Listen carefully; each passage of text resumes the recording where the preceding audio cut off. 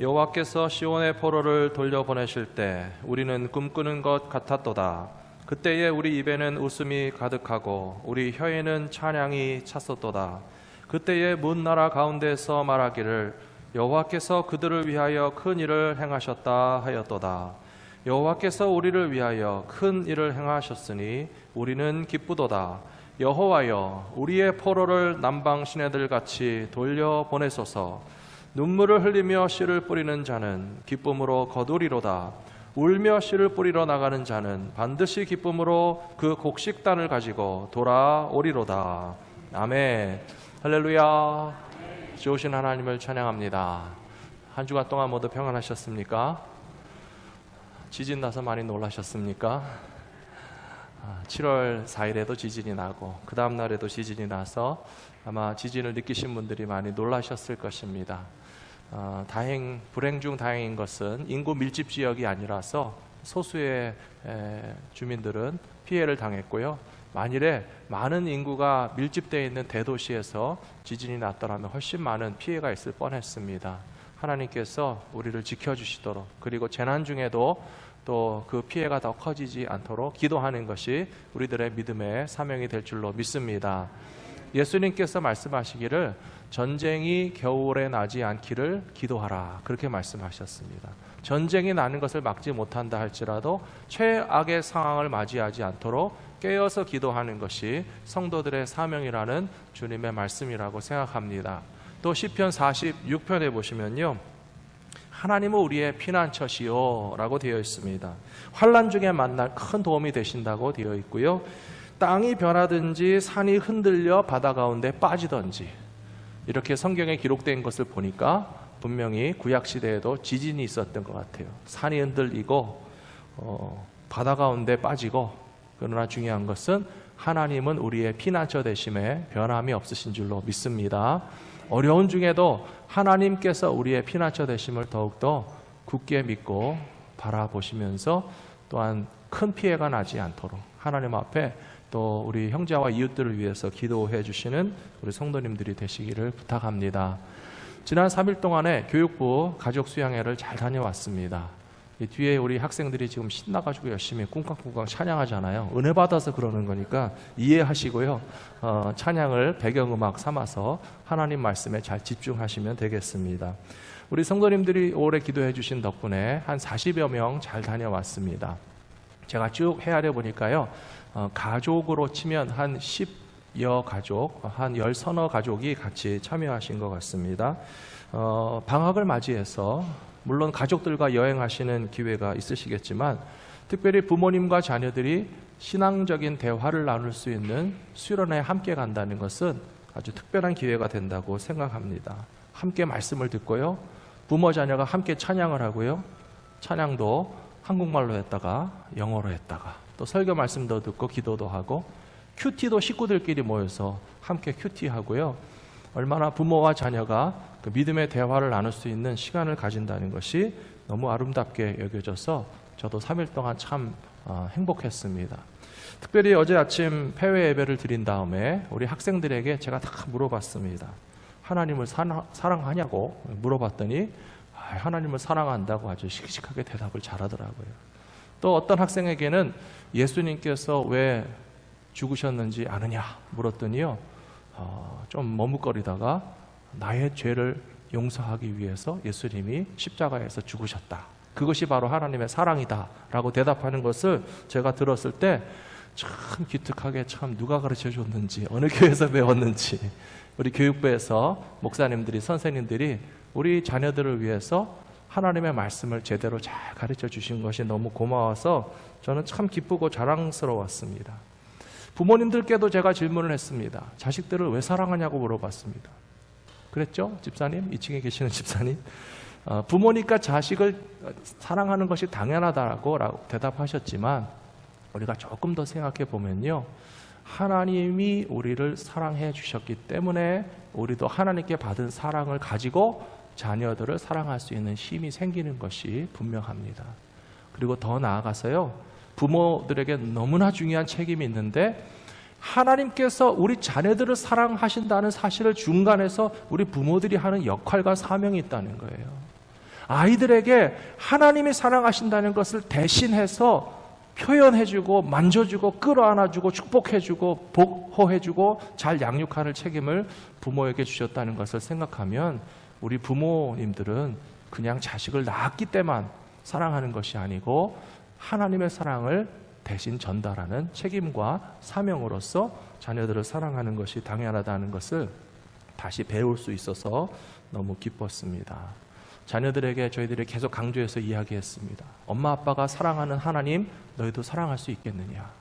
엄마 아빠가 믿고 의지하는 주님을 너희들도 의지하고 살아가지 않겠느냐라고 물을 때에 모든 학생들이 다 그렇게 하겠다고 대답해 주어서 너무 기뻤습니다.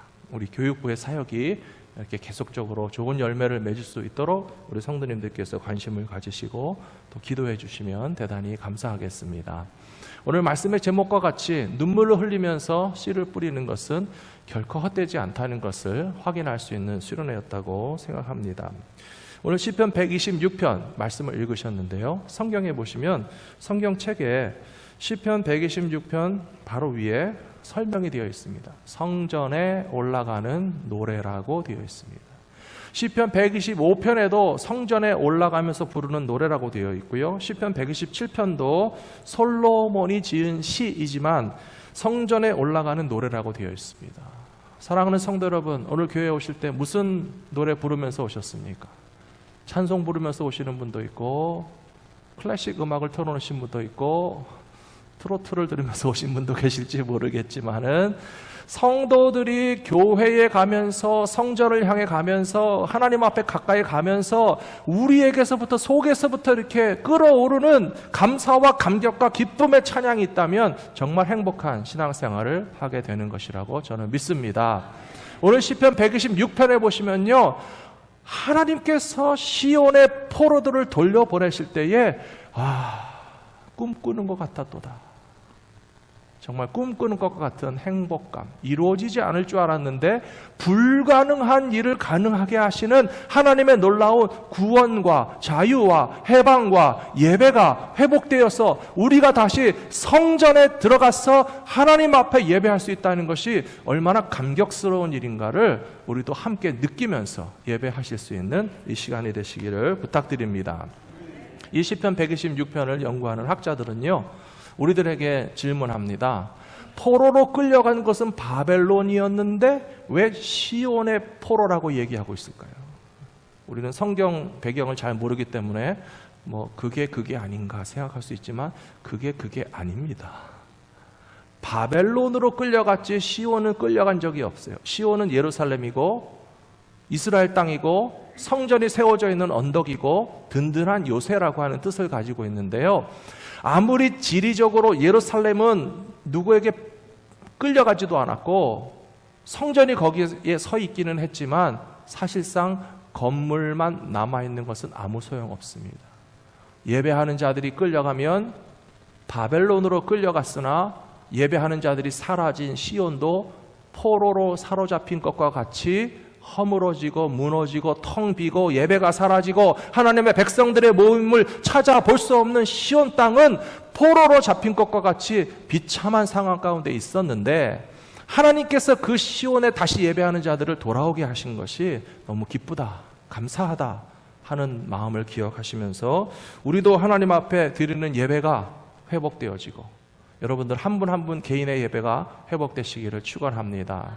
교회 공동체의 예배가 정말 우리 수련회 갔다 온 학생들이 신나서 쿵쾅쿵쾅 두드리면서 찬송하는 것처럼 우리도 하나님 앞에 찬양하는 예배의 기쁨과 감격의 이유가 확실하다라고 하는 고백을 가지고 예배하시는 이 시간이 되시기를 부탁드립니다.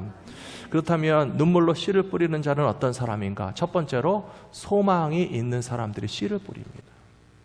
농사를 지으시는 분들이 씨를 뿌린다는 것은요, 이 씨를 심게 되면 뭐가 나오게 될 것이라고 하는 믿음과 기대가 있기 때문에 심을 것입니다.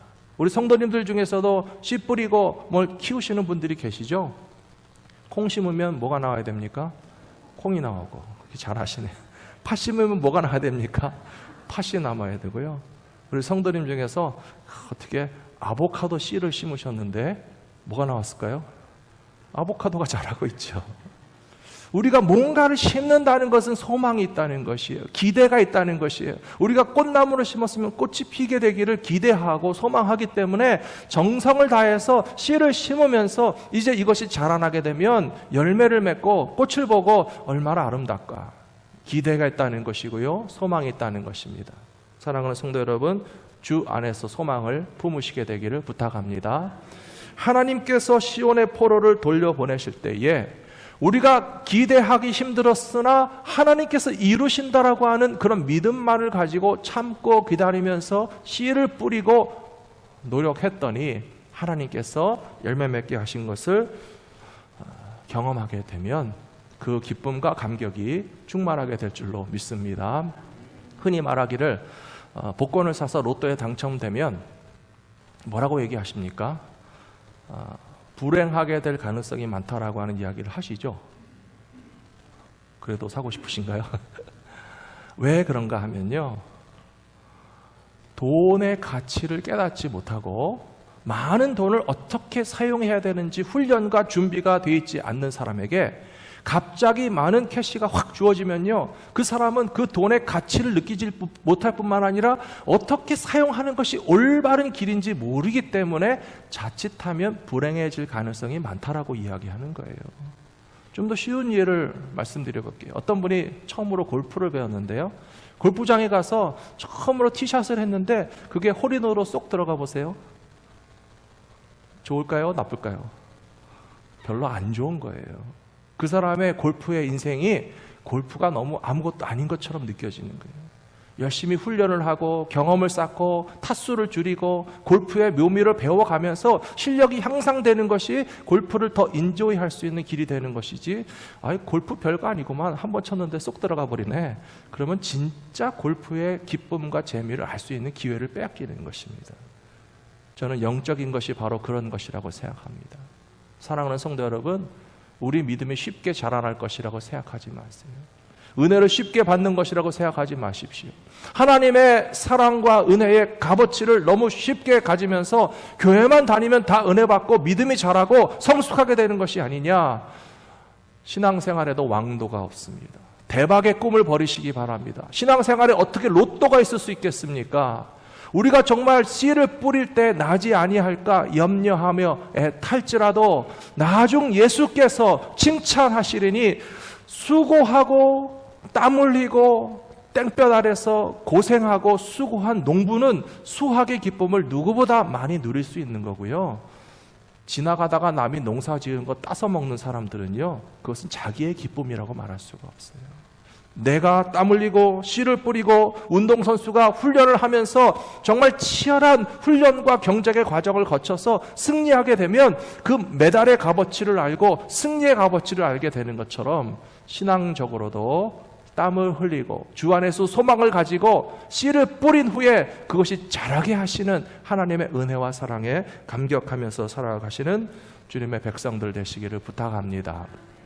마가복음 4장 26절에 보시면 이런 말씀이 나와 있습니다. 또 이르시되 하나님의 나라는 사람이 씨를 땅에 뿌림과 같으니 라고 되어 있어요. 씨를 어디에 뿌린다고 되어 있습니까?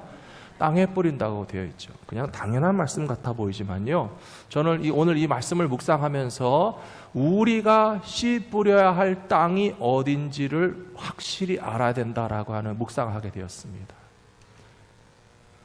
부모님들은 씨를 어디다 뿌리셔야 되겠습니까? 가정과 자녀들에게 뿌리셔야 돼요. 내 가정과 내 자녀가 믿음으로 씨를 뿌려야 할 내 사명의 현장이라는 사실을 망각한 채 바깥에만 나돌아다니면서 자녀들에 대한 관심이 무관심하게 되면 나중에 후회하게 된다는 것입니다. 우리가 믿음의 가정을 꾸리고 살면서 하나님의 나라를 이루기 위해서 씨를 뿌려야 할 현장은 내 가정이다는 사실을 항상 기억하셔야 되고요. 성도들이 씨를 뿌려야 할 하나님의 나라는 또 어디가 되겠습니까? 거기가 직장과 일터입니다.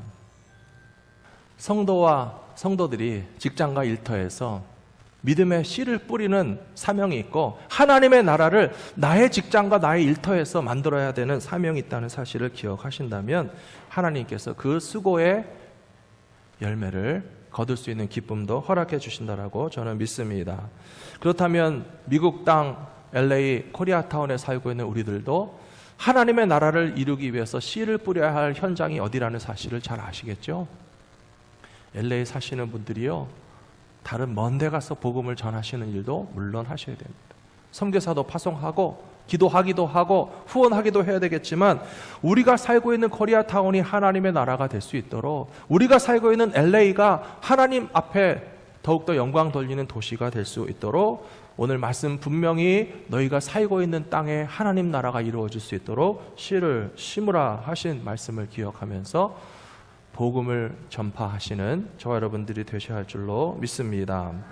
하나님 나라의 씨앗이라는 것은 예수님의 또 다른 비유에 보시면 그것은 말씀이라고 되어 있어요. 네 종류의 밭 이야기를 기억하시죠. 씨 뿌리는 사람이 나가서 씨를 뿌릴새 길가에도 떨어지고 가시밭에도 떨어지고 돌짝밭에서 떨어진다고 그랬어요. 그런데 그 씨가 뭐라고 말씀하셨는가 하면요, 하나님의 말씀이라고 되어 있어요. 하나님의 말씀을 우리가 받는데, 받은 하나님의 말씀이 길가와 같아서 그냥 이렇게 쉽게 다 새가 와서 먹어버리면요, 새가 와서 먹어버리는 건 뭐라고 그랬죠? 사단이 와서 뺏어간다고 그랬어요. 사랑하는 성도 여러분, 이 시간에 하나님의 말씀이 귓가를 스쳐가는 것이 아니라, 듣고 잊어버리는 것이 아니라 여러분 마음밭에 심기어 줄 수 있는 하나님의 생명의 말씀 되기를 축원합니다. 씨앗은요, 살아있어야 돼요. 삶은 계란에서는 병아래가 나오지 않습니다. 볶아놓은 씨에서는 싹이 트지 않습니다. 생명력이 있는 씨앗이 땅속에 심겨지면요, 작은 씨앗인데 거기에 얼마나 영양분이 있고 DNA가 있고 씨앗이 있어가지고 그것이 싹 트고 자라나기 시작하면 주님 말씀하시기를 30배, 60배, 100배 열매를 맺는다고 그랬어요. 생명이 없는 씨앗이라면 열매 맺을 수 없습니다. 그러므로 하나님의 말씀에는 생명이 있는 것을 믿으시기 바랍니다. 하나님께서 우리 마음 가운데 새겨진 그 씨앗이, 하나님의 말씀이 자라나면 우리의 가정이 하나님의 나라가 되고, 우리들의 직장과 일터 가운데서 하나님의 나라를 확장하는 사명을 감당하게 되고, 특별히 교회를 통해서 하나님의 나라가 확장될 수 있도록 씨를 뿌리는 일에 함께 협력해 주시기를 부탁드립니다.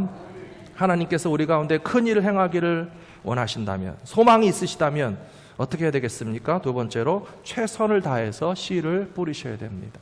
하나님이 알아서 다 하시겠지, 그런 뜻이 아닙니다. 우리는 우리가 해야 되는 일을 최선을 다할 때에 하나님께서 우리의 수고가 헛되지 않도록 열매 맺게 하여 주신다라고 하는 뜻입니다. 시편 126편 3절에서 여호와께서 우리를 위하여 큰 일을 행하셨으니 우리는 기쁘도다. 하나님께서 행하시는 큰 일에 대하여서 기쁨으로 동참할 수 있는 사람들은 함께 수고하신 사람들입니다. 예레미야가 포로된 땅에 찾아가서 하나님의 말씀을 가르쳤습니다. 요즘 새벽기도회 하시는 분들은 잘 아시겠지만 예레미야서를 묵상하고 있지 않습니까? 참 예레미야는요, 불행한 시대에 태어난 선지자였어요. 좀 좋은 말만 하면 좋았겠는데 예레미야가 맨날 해야 되는 거는요, 회개하라, 우상을 버려라, 하나님의 말씀을 마음에 새겨라. 할례는 몸에 행하는 것이 아니라 마음에 행하는 것이다. 왕들도 하나님의 말씀을 순종하지 않고, 심지어 선지자들과 제사장들도 하나님의 말씀을 가지고 사리 사욕을 채우는데 이용하던 영적으로 부패하고 타락한 어둠의 시대에 사역했습니다. 예레미야는 하나님의 말씀을 똑바로 전했을 뿐인데 매를 맞았고요, 감옥에 갇혔고요, 모든 사람들이 예레미야가 전하는 하나님의 말씀을 듣기 싫어했어요. 그렇다고 해서 예레미야가 포기했습니까? 아닙니다. 성전이 무너지고 백성들이 포로로 잡혀간 다음에 말 안 듣더니 잘됐다라고 하지 않았어요. 과연 성전이 무너진 다음에는 내가 할 수 있는 일이 무엇일까? 하나님의 백성들이 다른 나라의 포로로 끌려간 다음에 그래도 내가 할 수 있는 일이 뭐가 있을까 생각하다가 나는 하나님의 말씀을 가르쳐야 되겠다라고 하는 생각을 품고 예레미야는 스스로 포로된 자의 땅에 찾아갔습니다. 사랑하는 성도 여러분, 씨를 뿌릴 때요, 좋은 밭에만 심을 수 있다면 참 좋겠죠. 그런데 가지밭에 떨어져도 그것에 대해서 포기하지 마시고 가시덤불을 긁어내 주시기를 부탁합니다. 돌짝밭에 떨어져서 깊이 뿌리가 내리지 않는 그런 자녀도 있고 그런 형제 자매도 있고 그런 성도들도 있어서 하나님의 말씀을 계속 선포하는데도 불구하고 왜 그렇게 말씀이 침투하지 못하고 자라나지 못하고 열매 맺지 않을까? 목회가 힘들어서 못하겠다. 그런 목회자는요, 예레미야와 같은 목회자가 아니라고 생각합니다. 성도들의 마음에서 돌짝을 걷어내기 원합니다. 성도들의 삶을 휘덮고 있는 가시덤불을 긁어내기 원합니다. 딱딱하게 굳어서 그런 밭에 심어져서 무슨 하나님의 말씀이 자라날까라고 하는 염려와 걱정이 있다면 그 땅을 기경하고 갈아엎고 부드럽게 만들고 거기에 물을 공급하면서 하나님께서 말씀의 씨앗이 성도들의 심령 가운데 자라나기 위해서 힘쓰는 것이 예레미야 같은 말씀의 사역자이고 하나님께 사명을 맡은 선지자의 사명인 것을 기억한다면 하나님께서 우리들에게 열매 맺는 기쁨을 주실 것이라고 믿습니다. 에스라라고 하는 포로 귀환기의 지도자가 있습니다. 에스라에 대한 소개를 보시면요, 그는 제사장 겸 학사라고 되어 있어요. 제사장은 사실상 예루살렘 성전이 존재하지 않는다면 할 일이 없는 사람입니다. 제사 드리는 일이 있어야 제사장이 할 일이 있지 않겠습니까? 그래서 이 에스라는 레위지파 제사장 가문에서 태어났는데 포로로 잡혀간 땅에서 우리가 해야 될 일은 학사로서 성경을 가르쳐야 되겠구나. 하나님의 말씀을 가르치니까 하나님의 말씀을 배운 그 넥스트 제너레이션, 포로로 잡혀가 있는 70년 동안에 태어나고 자란 아이들이 하나님의 백성의 정체성을 잊어버리지 않았기 때문에 고향 땅으로 돌아갈 수 있는 기회가 생겼을 때 고향으로 돌아갔을 뿐만 아니라 성전을 재건하는 믿음을 가지고 하나님께 영광 돌렸던 것처럼 저와 여러분과 특별히 우리 자녀들이 하나님의 말씀을 잘 배우면 거룩한 백성의 정체성을 가지고 이 땅 가운데서 하나님께 영광 돌리는 믿음의 삶을 살게 될 줄로 믿습니다. 이번 수련회를 가셨어요? 특별히 외부 강사 오셔가지고 학부모님들에게 이 크리스찬의 정체성이 얼마나 중요한지 한 5-6시간 동안 강의를 하셨어요. 그죠? 근데 잘 듣고 계시더라고요. 저도 듣는데 굉장히 어려운 주제이기는 한데 정말 그 어려운 주제를 계속 설명해 주시는데 우리 부모님들이 너무 막 덥고 힘든데도 불구하고 경청하시면서 정말 우리 자녀들이 하나님의 자녀로서의 그런 정체성을 어떻게 갖게 할 수 있을까 같이 고민하시는 모습을 보면서 굉장히 정말 희망적이다는 생각을 했습니다.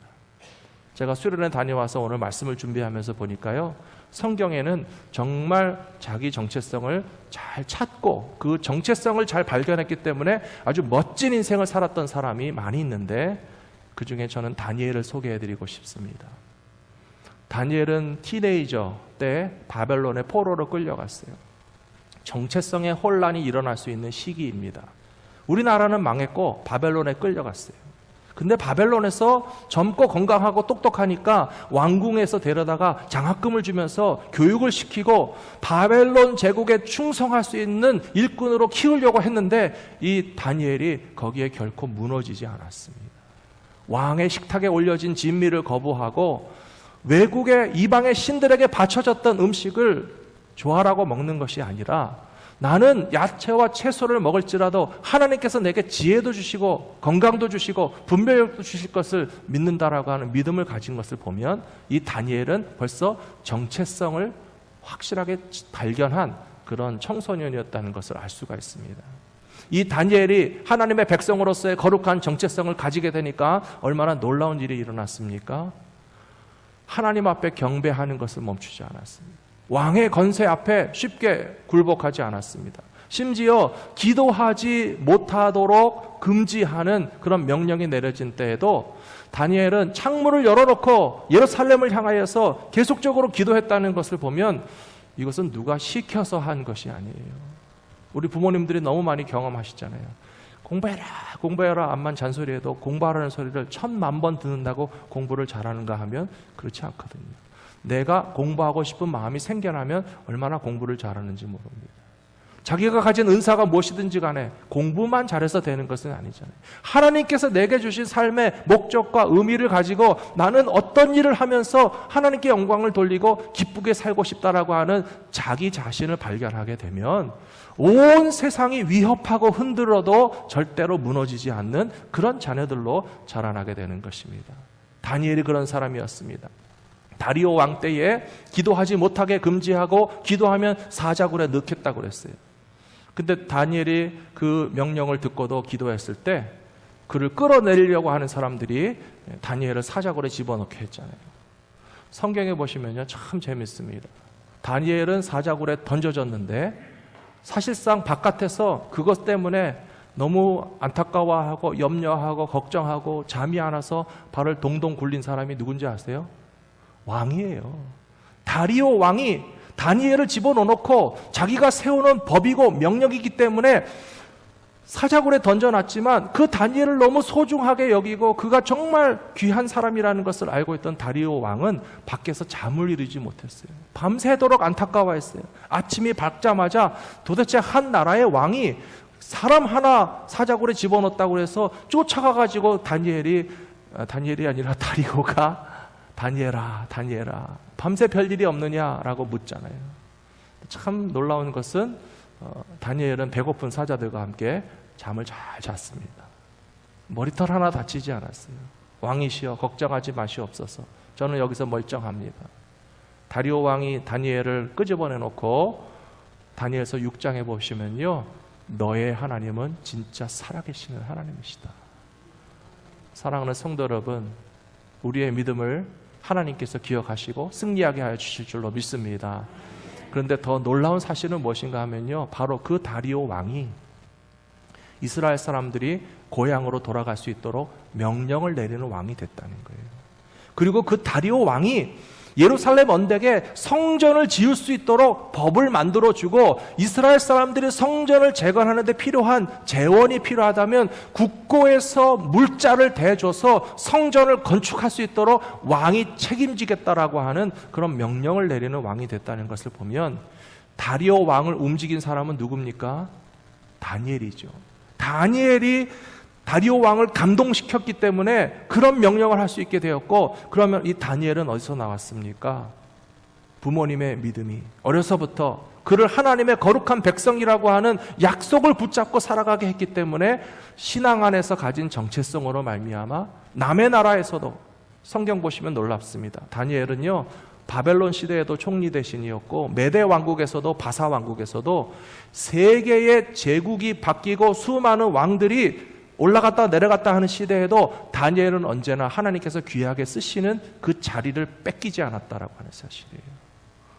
사랑하는 성도 여러분, 얼마나 씨 뿌린 것이 보람이 있고 그 열매가 아름답고 우리가 우리 자녀들에게 하나님의 말씀을 심어주면 그들이 다니엘과 같이 이방인의 땅에서 나그네로서 미국 땅의 이민자로서 산다 할지라도 하나님께 영광 돌릴 수 있는 다음 세대를 향하여 말씀의 씨앗을 심어주실 수 있는 저와 여러분들이 되시기를 부탁합니다.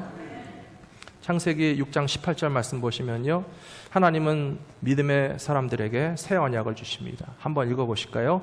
그러나 너와는 내가 내 언약을 세우리니 너는 내 아들들과 내 아내와 내 며느리들과 함께 그 방주로 들어가고. 아멘. 사랑하는 성도 여러분, 이 약속을 받으셨습니까? 이 약속이 뭔지는 아시겠어요? 하나님께서 노아의 가정에게 새로운 약속을 주셨어요. 너와는 내가 내 언약을 세우겠다. 세상의 모든 사람들은 자기 죄 가운데 이제 홍수로 심판받을 거예요. 그런데 홍수로 심판받는 모든 사람들 가운데서 노아의 가정은 방주를 통해서 보호받게 되겠다라고 하는 하나님의 약속이시잖아요. 그러면 우리가 받는 약속은 뭐냐면요, 예수 그리스도를 의미하는 것입니다.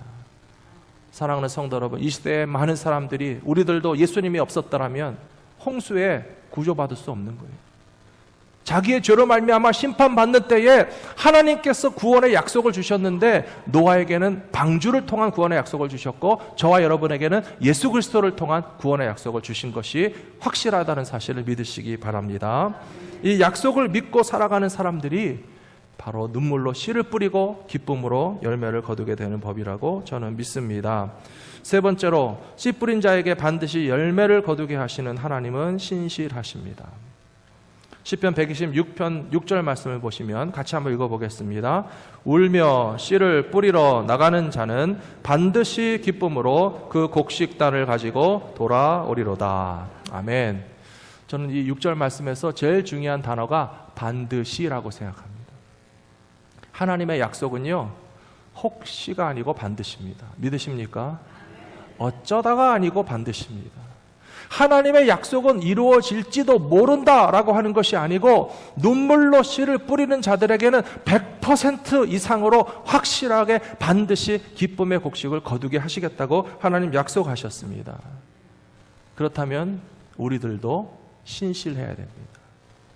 사랑하는 성도 여러분, 하나님만 신실하기를 바라지 마시고 하나님 앞에서 우리도 신실하시게 되기를 부탁합니다.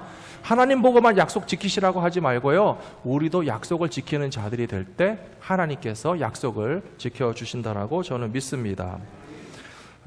제가 어렸을 때 중학교가 되면, 중학생이 되면 한문을 배웠습니다.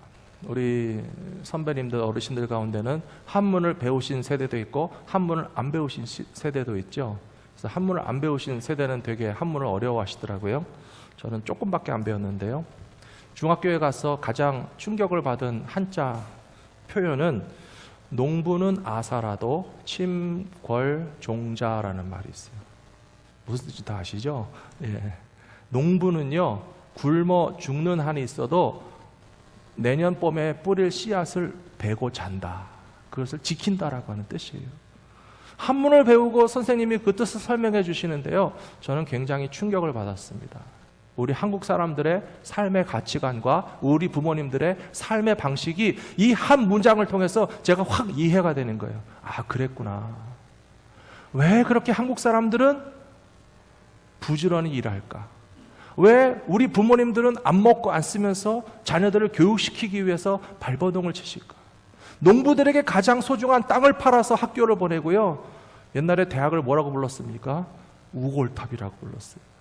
우골탑은요, 사실은 상아탑의 한국적인 표현인데요, 서양에서는 상아탑이라고 그러지만 소뼈를 쌓아서 만든 대학이라고 할 만큼 심지어 농부들이 소를 팔아서라도 자식들의 대학 등록금을 대줘가면서 자식 교육을 시키셨잖아요. 눈물을 흘리면서 씨를 뿌린다라고 하는 것은 바로 그것입니다. 한국 사회가 전쟁 이후에 얼마나 가난한 나라였습니까? UN 통계에 의하면 1950년대 대한민국은요, 전 세계 지구상에서 가장 가난한 레벨에 속하는 나라였어요. 그런데 50년, 60년이 지난 다음에 한국은 경제적으로 최상위 국가의 그룹에 올라갔습니다. 농부가 굶어서 죽을지라도 씨앗만큼은 끓여 먹지 않고 그 종자를 심는다라고 하는 거잖아요. 자식 교육을 위해서, 다음 세대를 위해서, 우리가 이 가난하고 파괴된 이 역사의 비참한 현장에서 다시 회복하기 위해서는 미래에 대한 소망을 가지고 다음 세대를 위해서 투자하는 일만큼은 절대로 포기할 수 없다라고 하는 정신으로 살아오신 덕분에 한국 경제는 그렇게 살아났습니다. 영적인 것은 어떻게 해야 되겠습니까? 사랑하는 성도 여러분, 우리는 이제 신앙적인 일을 위하여서 안 먹고 안 쓰고 우리의 가진 힘과 능력을 하나님의 복음이 이 땅 가운데 전파되고 하나님의 나라가 확장되는 일을 위하여서 힘써야 될 때가 된 것을 기억하시면서 함께 동참해 주시기를 부탁드립니다. 신명기 7장 9절 말씀 같이 한번 읽어보겠습니다. 그런즉 너는 알라 오직 내 하나님 여호와는 하나님이시요 신실하신 하나님이시라. 그를 사랑하고 그의 계명을 지키는 자에게는 천대까지 그의 언약을 이행하시며 인애를 베푸시되. 아멘. 하나님은 신실하신 하나님이라고 되어 있죠. 하나님이 신실하시니까 우리는 그 신실하시면 어떻게 반응해야 됩니까? 우리도 그를 사랑하고 그의 계명을 지켜야 한다라고 되어 있습니다. 아브라함이 복받은 것을 기억하십니까? 아브라함이 어떻게 복받았죠? 복권 긁었습니까? 그냥 골프장에 가서 한 번 딱 티샷 했는데 홀인원 했습니까? 아니에요. 아브라함은요, 최소한 25년 이상을 하나님 앞에서 신실했습니다. 하나님의 약속을 받은 만큼 아브라함도 약속을 지켰습니다. 하나님의 축복의 언약이 천대에 이르기까지 아브라함이 하나님께 대하여서 신실했던 것에 대해서 우리가 망각하면 안 됩니다. 하나님의 신실하심을 기대하신다면 우리도 하나님 앞에서 신실한 믿음의 길을 걸어가는 것이 당연하다는 사실을 잊지 마시기를 부탁합니다. 다윗이 하나님의 축복을 받은 것을 기억하십니까? 다윗이 하나님의 축복을 그냥 받지 않았어요. 그는 망명 생활 가운데, 쫓겨다니는 생활 가운데, 사울 왕에게 목숨이 위협받는 상황 가운데서도 하나님께 대하여 찬양하고 감사하고 예배하고 하나님의 율법과 도리를 따라서 하나님이 기름 부어 세워주신 사울 왕의 옷자락을 건드린 것만 해도 자책하고 회개했어요. 다윗이 하나님 앞에 신실하지 않았다면 하나님의 신실함을 기대할 수 없었을 것입니다. 오늘 우리들도 하나님 앞에서 신실함으로 나아간다면 하나님께서 저와 여러분의 가정과 자손들과 특별히 교회를 신실하게 지켜주실 것이라고 저는 확실히 믿습니다.